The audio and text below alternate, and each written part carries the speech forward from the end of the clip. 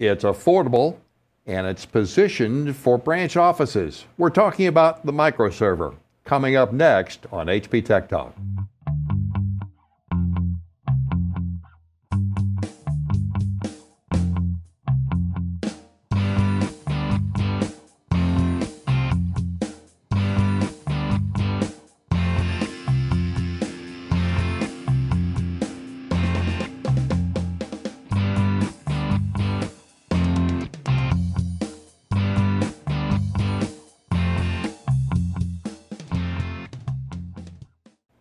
Welcome to this episode of HP Tech Talks. I'm Andy McCaskey for SDR News. And of course, in this series, we're talking with experts from Hewlett-Packard and exploring the new style of IT that's being defined by HP.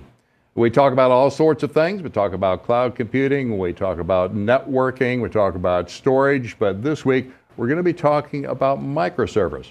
I want to introduce Greg Stark and ask him to tell us a little bit about his role down there in Houston. Hi there.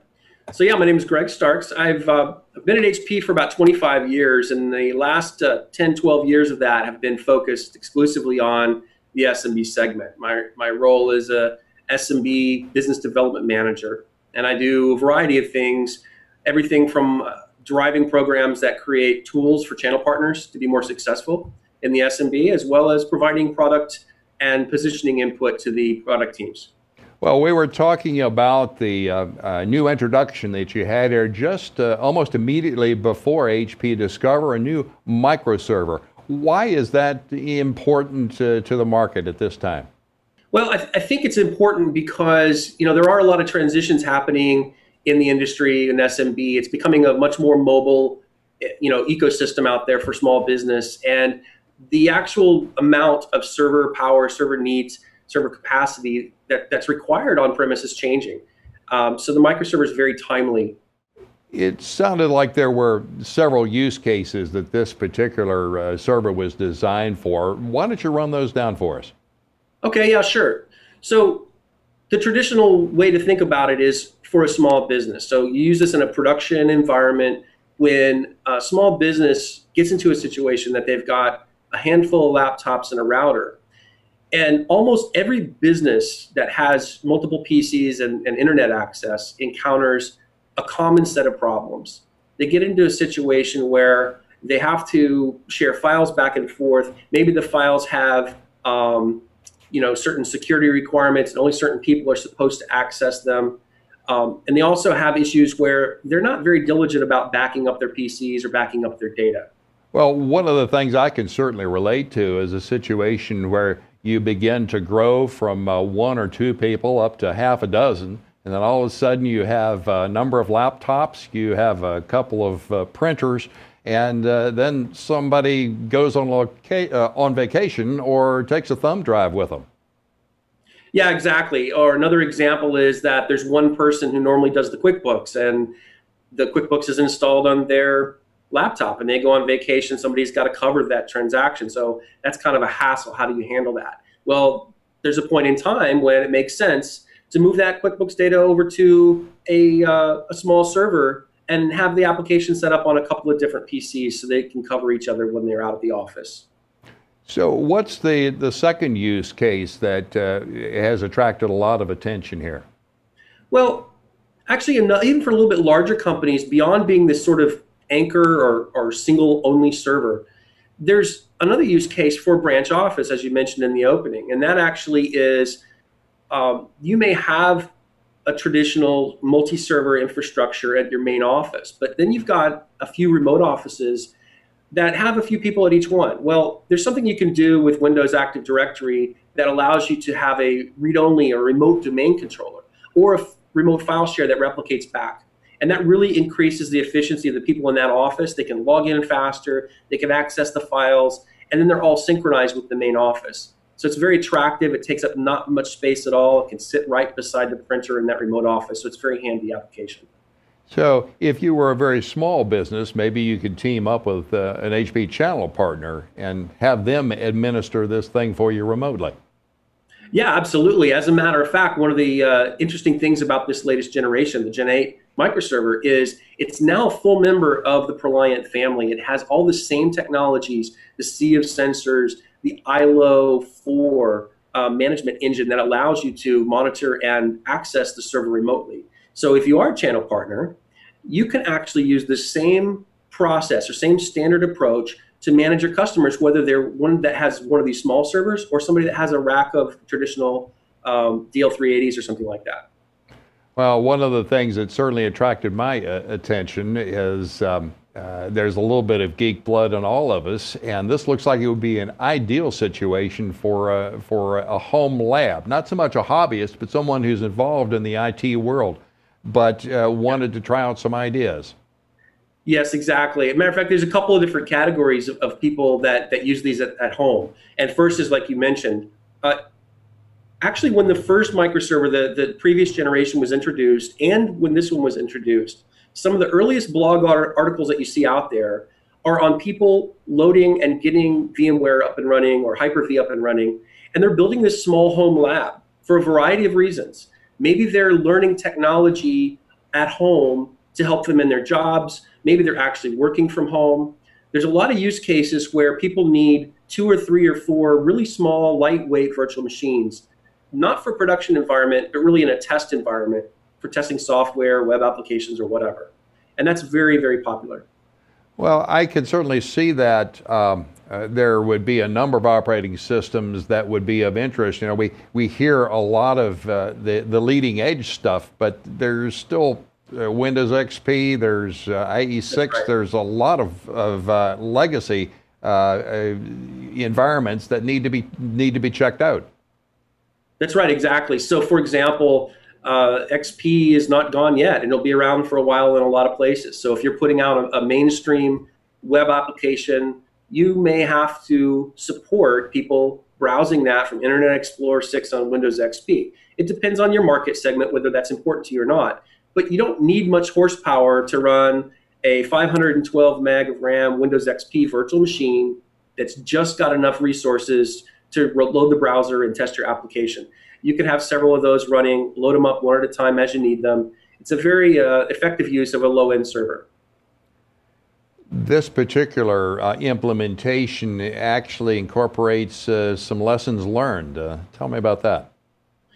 Yeah, absolutely. So, you know, when the first microserver came out in 2010, it really created a completely new category of server. As a matter of fact, if you were to go do image search for HP microserver, what you will find is that almost half or maybe more than half the images are people that uploaded their own photos, not just stock images from our marketing materials.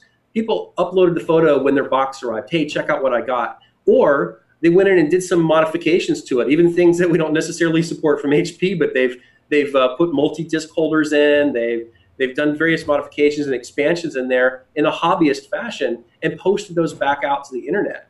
So while we created quite a buzz around the product, we did also get a lot of feedback about its technical specs and ease of expansion. And as we built the new generation, the Gen 8, we really incorporated all of that feedback and took it to a whole nother level. As a matter of fact, for example, the mechanical chassis, you could actually remove the chassis on this new one by taking 2 thumb screws out, take the cover off, the memory's on one side, the PCI slots on the other. Very, very simple to service. No more unhooking cables and pulling out difficult trays and things like that. So we've really made a significant difference in it. Why do you think that it resonated so strongly in the marketplace? Was it the affordability and the fact that it could be used as a hobbyist machine, but then have enterprise application? Was that what was driving it? I think a couple of different factors were there. Number one, you were in a time frame where there was some buzz that had been created around the home server market, which I hadn't touched on yet, but that's another use case. So people were starting to put home servers in their houses to back up their PCs and share media files and things like that. So that was coming along back with the first generation. And also, it resonated because it's a really unique form factor. It's this cube. And with this latest generation, we've taken that to a whole nother level. So now, not only is it more serviceable, but it's actually designed to be stackable. We've got another switch that we've put in the same form factor that will stack right on top of this. And so you don't take up any more space to have a switch and a server. It's very convenient, and we're kind of building out an entire SMB ecosystem, if you will. Well, one of the things that small businesses are very concerned about is the safety of their data. How do people use microservers to access off-site storage or cloud-based systems? Well, one of the most popular operating systems are really the best match for the microserver in the scenario where I talked about a single server in a small business is going to be Windows Server 2012, the Essentials Edition. This actually has several features in it that specifically target those that are looking to protect their data both on site as well as in the cloud. So for example, you can take the Essentials Edition and back your PCs up to the server, first of all. The Essentials Edition is also enabled to either work directly with Office 365 and integrate all the user accounts into the local security domain, or to actually turn on a local Exchange server, either one. So that edition of Windows is really targeted at that market, right? So then the other thing you can do is, as I mentioned a little bit earlier, in the branch office scenario, it can help you protect the data by putting a Windows server there that replicates data back to the main office, which then has the protections and the backup built in place. Greg, as you're looking at your business needs and considering your environment, what are some other things that you should consider before you decide that the microserver is or is not for you? Okay, well, the main thing you need to look at is how much processing, RAM, or storage capacity you're going to need in the near term for your business. In the scenarios that I mentioned, they all fit very nicely within the capacity of the microserver. For example, the single server environment running a Windows Server 2012 Essentials, the home lab, or even a home server or media server at home. You know, it's got 4 drive bays. We support up to 3 terabytes per drive now on this system. We have up to 16 gig of RAM. And so in many cases, those environments are going to work great. You could even run a couple of VMs in production, something like the Server 2012, and then maybe a custom line of business app that you have for your plumbing company or something like that. The cases where you might want to consider the next server up, the ML310E, or even higher, is when you probably already have some servers in place that are doing file serving, separate from a line of business. You think you're going to grow, not necessarily in capacity, but in workload. So maybe your line of business app is going to need so much capacity on its own that it's going to need a dedicated server. So that really kind of moves you up. You need more than 16 gig of RAM, or you need more than 4 drives. But in most of the cases we're really targeting, the microserver really can address quite a few different needs. What's the best place for people to go online to begin to learn about not only the microserver, but the operating systems that would be a part of the installation? Yeah, well, for the server itself, we've got a landing page, hp.com/go/microserver. And that takes you not only to the page for the product information, but also like the quick specs, links there to actually purchase and buy it direct from HP if you want. In terms of the operating systems that I mentioned, obviously Microsoft.com has some landing pages around Windows Server 2012 Essentials, Windows Server Standard, again, in the 2012 edition for some of those other scenarios, and then to the VMware site. There's also, if you want to go to and search Home Server, is probably the best way to get back the list of sites that are really doing some interesting things around the hobbyist market for people that are building home servers. Well, build as small, fast, affordable, and flexible. That's the story surrounding the HP microserver. Greg, thanks very much for joining us. Thanks to you folks for joining us here as well. Next week, we're going to be talking about storage here on HP Tech Talks.